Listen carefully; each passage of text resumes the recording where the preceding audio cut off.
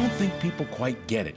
After you've had joint replacement surgery or any sort of joint or back injury, PT, physical therapy, you have got to dig into that like it's the most important thing in your life. Absolutely.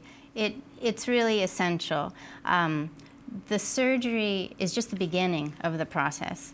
I think that any surgeon anywhere would say that, without the therapy part of the equation, that, the surgery may even possibly be a failure.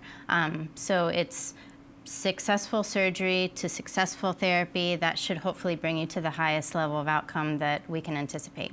Okay. Highest level that you can anticipate. There are a lot of people, I will admit, I was one of them. The first time I had my first knee surgery, I said, and believe me, there's been more than one, I want to get back to 100%. That was my goal.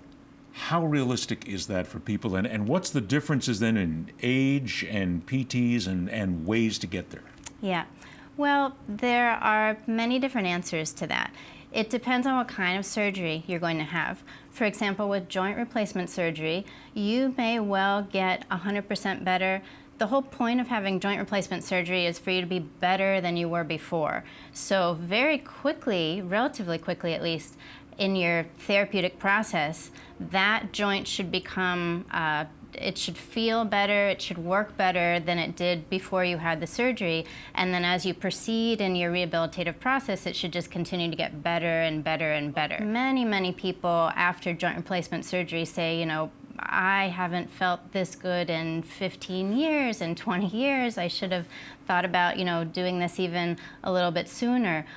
So that should result in, as close to 100% better as possible.